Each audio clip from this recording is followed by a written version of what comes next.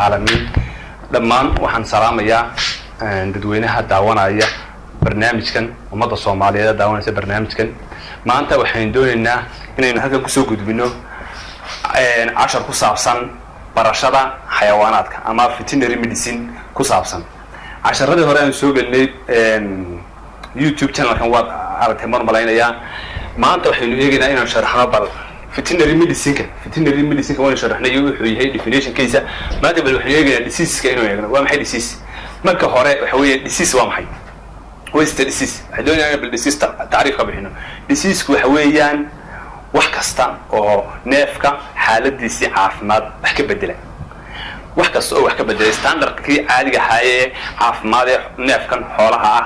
ama bahalkan ama dugaagan wax kasta oo wax ka bedela ayaa wax la yiraahdaa disease xaaladii caadiga ahaa ma koro ku jiray wax ka bedelay marka waa disease hadaynu ku qeexnay wax kasta oo xaaladda caadiga ah neefka physiology ahaan function ahaan structure ahaan wax ka bedelaya hadaynu waa disease ama waa xanuun ama waa cudur aynu niri bal waa maxay health waa maxay caafimaad waa maxay health waxa weeyaan way ka soo horjeedaa disease bay ka soo horjeedaa health waxa weeyaan waxa weeyaan yani health markuu neefan structure ahaan wixii soo dhar sidii Ilaahay ku abuurtay ay u fiican yihiin ayaa la yiraahdaa waa health neefkaas ama qofkaas oo health waan oran karnaa hadaba waxaan eegaynaa xanuunada waxa loo kala qaybiyaa qaybo xanuunada loo kala qaybiyaa maxay kala yihiin xanuunka marba dhinac baa laga eega kala qaybinayo mar waxa la eegayaa meeshuu ka soo bilaamayo cudurkan soo ku soo origin garoobay mar waxa la eegayaa qaabku uu gudbaayo iyo isbiirku jaraya xawaaro uu jaraya masaafada ku gudbaayo mar waxa la eegayaa waxa keenaya pathogen keenaya cudurkan baa la eegayaa marba dhinac baa la eegayaa bal maanta waxaan eegaynaa inaynu ableeyno xanuun kalaftigiisa classification of disease baanu ableeyna disease kanu ableeyna waaya daan disease ableeyna saaxada ku qorana halka ku aragtaan waxa weeye disease waxaan u qaybaynay qadoo qaybood baan u qaybay halkan aan ka bilaabo waxaan u qaybnaa ugu horeysiinay according more of origin inagoo eegayna xanuunkani halku ka yimi originkiisa inagoo eegayna originkiisa muxuu noqon karaa xanuunkani wuxuu noqon karaa xanuun ay keentay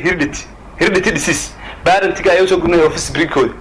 neef baa laga yaabaa inuu xanuun leeyahay yahay neefkii yaraa oo dhalaya uu ka hidisto marka waxa la yiraahdaa heredity disease la yiraahdaa xanuun kala jira oo waxa weeyaan kuwaas halkaas ka soo horjooga waa heredity disease waxa ku soo gudbiyay parentiga ayaba ku soo gudbiyay waxa jira xanuun kale oo la yiraahdo congenital waxa weeyaan neefku markuu uurka ku jiro uteriinka hooyadii markuu ku jiro neefkii yaraa ayaa xanuunka loo gudbinayaa la qaadsiinaya maxaa tusaale ahaan kamida marka xanuunka la qaadsiinayo TB oo kale waa weeyaan waa la mid waxweeyaan uteriin bay kamid tahay waxyaalaha la isku gudbiyo xagga veterinary medicine heredity disease maxaa kamid heredity waxa kamid hemophilia cudur la isku gudbiyo abka neef loo soo gudbin karo waxa jirta kale qaybta saddexaad waxa acquired disease neefkii markuu dhashay uu socday uu socod bartay uu dhaqaaqay ku dhacay oo waxay doonaan ha keenaan ama pathogen ha keenaan ama wax kale ha keenaan neefkii oo waxa weeyaan marka hore free from xanuun muu qabin neefka markuu hooyadii dhashay xanuun ma soo gudbin laakiin isagoo soconayo oo daaqayo xanuunsaday marka waxaan eegaynaa taas waxaan ka dhinacaasoo ka eegnay mode of origin xanuunada dhinac soo gudbaan bal waxaan eegaynaa qayb kale oo ka eegaynaa maxay weeyaan qayb kale oo ka eegaynaa xanuunka waxa weeyaan inagoo eegayna waxa sababa maxaa sababa kala xanuunkan kawska ayuu eegayna kawska waxa sababa ayuu eegayna kawska laba kala qaybayna waxa sababa kala xanuunada specific disease ayuu kala qaybayna non specific disease xanuun wax specific oo la garanaya sababay xanuunna non specific disease baa sababayo specific disease waa la garanaya sagana laakiin waa specific disease ma aha non specific ma waxyaalo badan baa keeni kara xanuunkan oo sababi kara bal waxaan eegaynaa specific diseases-ka maxaa sababa specific disease-ka laba inuu kala qaybinay labada kala qaybinay waxa weeyaan non infectious disease iyo infectious disease bay kala qaybin xanuuna infectious iyo xanuuna aan non infectious disease ahayn xanuunada non infectious disease ka maxaa kamid ah xanuunada non infectious disease ka waxa kamid ah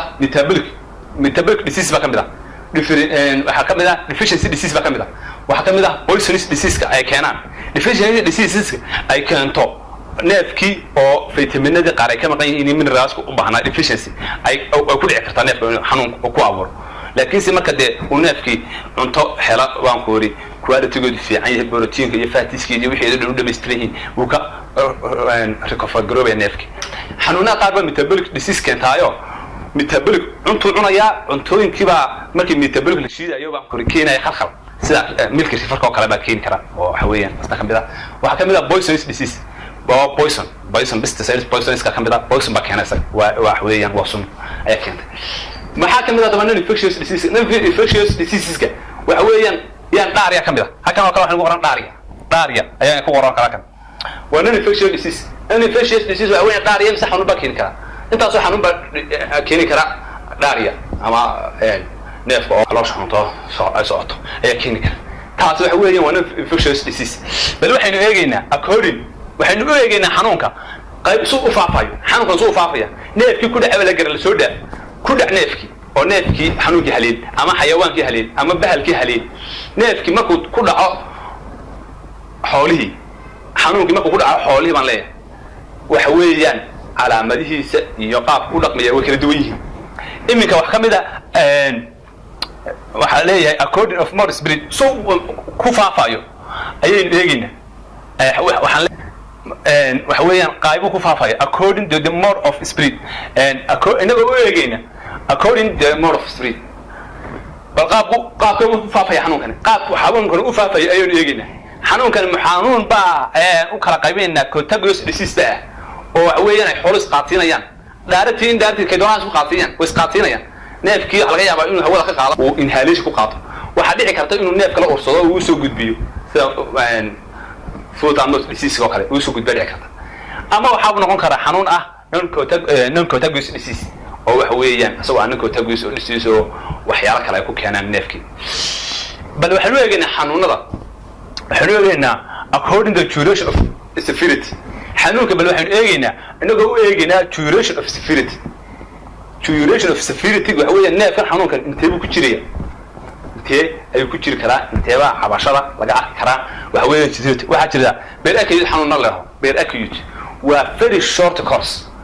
neefka markay saa ugu dhacaanba markiiba ilbiriqsi maxaa saacada cadde waxa weeyaan 24 saacadood 48 saacadood wax yar baa neefka geligiisu uu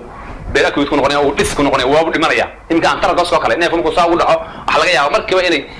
obininka ay ka yimaadaan meel furan dhig ka yimaado neef baxtiyo marka waxa weeyaan beer acute disease uu ka yar yahay 48 saacadood iyo wixii ka yar weeyaan calaamadaha iyo cabashada intaas lagu arkaya oo waxa weeyaan markiiba neefku uu khalaas ku noqonaya ama markiiba laga gaariyo ka daweyn kara waxa jirta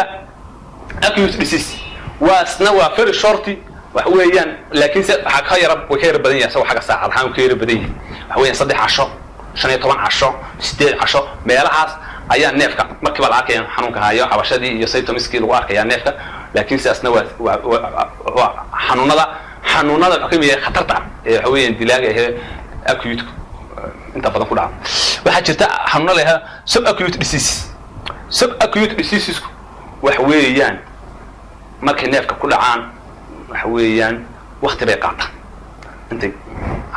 symptomskii la arkaya symptomskii inta la arkaya waqti bay qaataan waxa laga yaabaa markuu xanuunkan ku dhaco in 2 week ka bacdi 3 week ka bacdi symptomskii la helo xanuunkan laga helo neefkan dabeetana uu ka soo muuqdo ka soo ifbaxo laakiin se maaha markiiba neefka wax sidii ku hor qabanayo kujinayo marka nafta ka qaadaya neefka jirta chronic disease waa xanuun neefka in badan hayay 4 week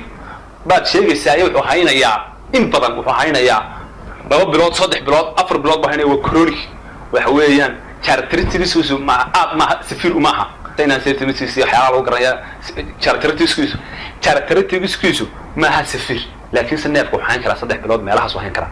bal waxaynu eegaynaa xanuunada halkan tani waxay la socotaa kuwan ablaalibta socota waxaan eegaynaa inagoo ka eegayna xanuunka area of spirit مسافة تلك أيو حنون كان كوجود بك أيو جاري كرا حنون كوابو دلاعي ما كود دلاعه بل وحنون يجينا قابك وحنون كوجود بك فوي كوجود بك فتنري ميديسين كيهو يوم ميديسين كيدوين هل كان وحلا استعمال يا فتنري ميديسين بكلا تشوجا sporadic insonic ibisonic bansonic سونوسيس محويا وكدوين حاجة ترمينات حان الله استعماله بيوم الميديسين بل وحنا إيجينا ما كنا إيجينا إيريا وحنوها كوفوا فايو بل وحنا أرانا حنوها ما وحويا sporadic بقى sporadic disease حنوها ميوجا sporadic disease حنوها كذا sporadic disease حنوها كذا حنون كريم وحلا جاي بقولي جدا بحرارة إنه ناف يلا بناف يحقق رحي أنا سيرتمسكي سيتندسكي سنة أدويني laakiin se uga jeeda sporadic disease waxaan uga jeedaa aanu faafina waxa weeyaan in yaroo ka mid ah xeradan aad uma faafina 2 neef 3 neef ku dhacayo lagu arkay xanuunkan waa sporadic marmar buu ka dhacaya bankur intaas ku dhacaya waxa jirta isagoo ah insonic xanuunkan waxa weeyaan waa xanuun dilaacay outbreak of disease xanuun dilaacay laakiin se wuxuu ku dilaacayaa among animal joogta particular district meel gaar ah degmadaas ka dilaacay xanuunkaas degmooyinka kale muu gaarin gobollada kale muu gaarin wadankii muu gaarin laakiin waxa weeyaan meel gaar ku dhacay wuxuu ka dhacay village weyn oo ballaaran ayuu xoolihii joogay saameeyay xanuunkan xaafad dhan xoolahoodii saameeyay ama degmo dhan xoolahoodii saameeyay marka takala jirta xanuunkan spirit wuxuu ku soconayaa xawli buu soconayaa rapidly spirit aad u faafaya xanuunkan laakiin se waxa weeyaan wali wuxuu ku degmo gaar ah ayuu ku jiraa waxa la yiraahdaa sagana insonic baa jirta episodic disease ayaa jirta episodic waxa weeyaan waa xanuun dilaacay episodic wuu dilaacay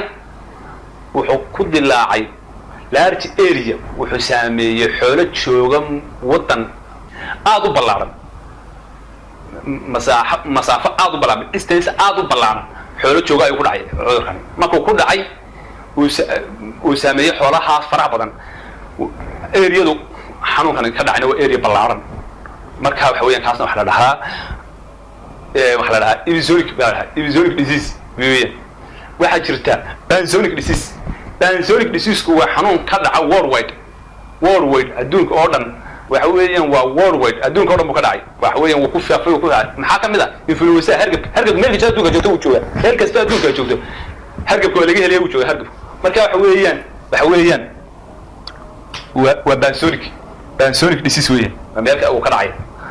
waxa jirta xanuunada la zoonotic disease waa maxay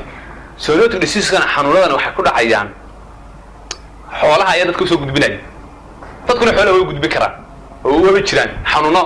ay dadku soo gudbinayaan xoolaha soo gudbiyaan way jiraan laakiin se inta badan xoolaha ka yimaadaan oo waa zoonotic disease ayaa la yiraahdaa intaas haddaynu ablayno xanuunada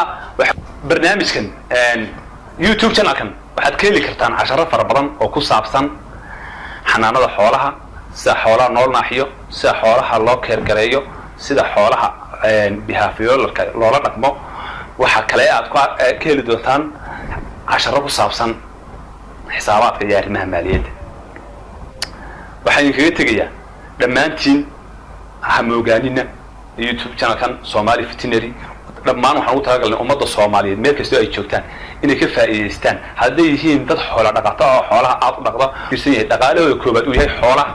waxaynu u baahannahay inaynu bal cudurrada xoolaha ku dhacay iyo qaababka loo daweeyo xoolaha systemka loo dhaqay ee modernka ah hadda loo dhaqo markasta inaynu soo gudbino casharo ku saabsan fiidiyoyo ku saabsan oo ah bitusoo taabsi waxaynu ka codsanaynaa please subscribe gareeya channelkan markasta oo aanu soo gelino casharo ku saabsan veterinary medicine si aad u heshaan waa subscribe gareeyaan daawasho wacan dhamaantiin waxaan ku salaamayaa assalaamu calaykum wa rahmatullaahi wa barakaatuh waan jecelahay walaalahayga muslimiinta ah meel kasta aad joogtaan welcome open hand soo dhawaad nagu soo bira